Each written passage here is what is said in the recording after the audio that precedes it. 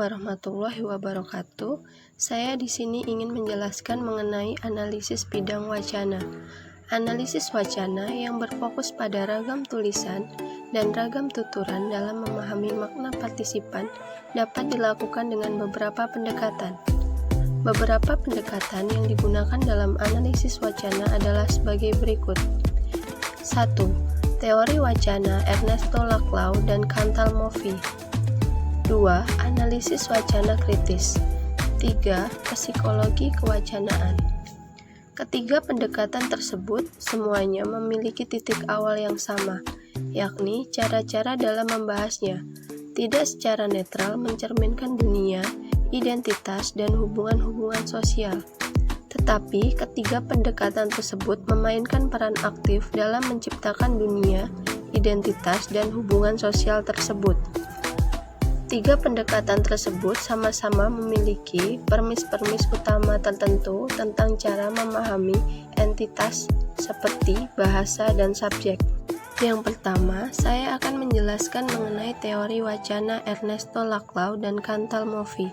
Teori ini merupakan teori poststrukturalis yang paling murni.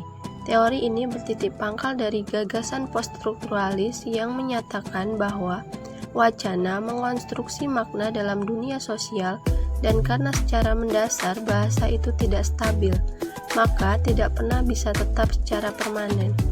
Tidak ada wacana yang merupakan entitas tertutup, namun wacana senantiasa mengalami transformasi atau perubahan karena adanya kontak dengan wacana-wacana lainnya.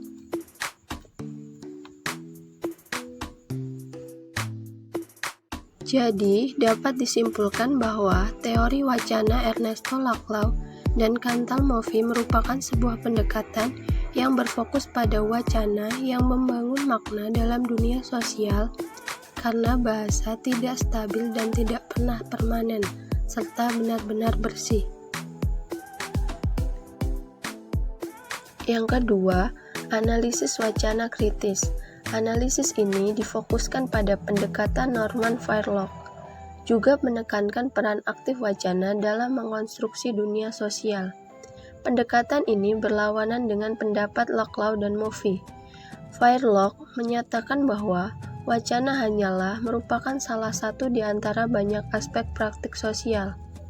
Bidang utama yang menarik dalam analisis wacana kritis yang dikemukakan Fairlock adalah penyelidikannya terhadap sebuah perubahan. Penggunaan bahasa konkret selalu berdasarkan struktur kewacanaan awal karena penggunaan bahasa membangunnya berdasarkan makna yang telah mapan. Fairlock memusatkan perhatiannya pada persoalan ini melalui konsep antartekstualitas, yakni bagaimana teks individu bergantung pada unsur-unsur dan wacana teks-teks lain. Dengan cara menggabungkan unsur-unsur yang berasal dari wacana-wacana yang berbeda itulah, penggunaan bahasa konkret bisa mengubah wacana individu tersebut dan dengan demikian juga mengubah dunia sosial dan kulturnya. Melalui analisis antartekstualitas ini kita bisa menyelidiki reproduksi wacana yang tidak memperkenalkan unsur-unsur baru dan perubahan kewacanaan melalui gabungan-gabungan baru wacana.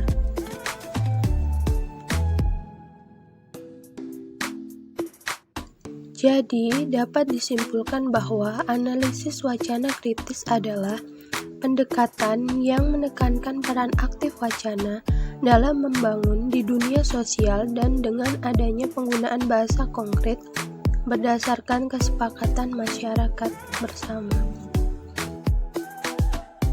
Yang ketiga, psikologi kewacanaan. Psikologi kewacanaan sama-sama memiliki fokus kajian empiris dengan analisis wacana kritis, yakni persoalan-persoalan khusus penggunaan bahasa dalam interaksi sosial. Psikologi kewacanaan merupakan suatu pendekatan pasca psikologi sosial yang telah mengembangkan jenis analisis wacana untuk mengeksplorasi cara-cara terbentuknya dan berubahnya emosi-emosi, pikiran-pikiran, dan diri orang-orang melalui interaksi sosial. dan untuk menjelaskan peran proses-proses tersebut dalam perubahan dan reproduksi sosial dan kultural. Jadi, dapat disimpulkan bahwa psikologi kewacanaan merupakan sebuah pendekatan yang menganalisis wacana dalam skala besar dan memiliki fokus persoalan khusus di mana penggunaan bahasa dalam interaksi sosial, yakni psikologi kewacanaan seseorang dalam suatu masyarakat. Jadi, berdasarkan ketiga pendekatan yang sudah dijelaskan sebelumnya, fungsi wacana merupakan sebuah praktik sosial yang membentuk dunia sosial.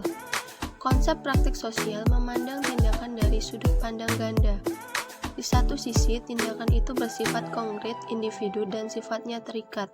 Namun, di sisi lain, tindakan-tindakan juga terlambangkan dan terikat sosial, dan karena itu muncul kecenderungan ke arah pola-pola regularitas.